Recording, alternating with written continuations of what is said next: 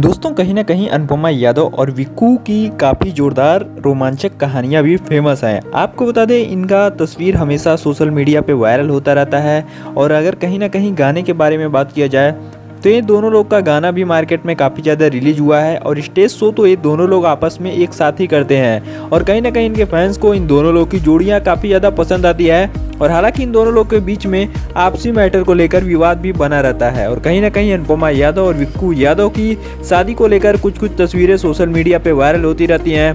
हालांकि कुछ कुछ एडिट करके वायरल की जाती हैं, लेकिन कुछ कुछ रियलिटी के तौर पे वायरल होती रहती हैं।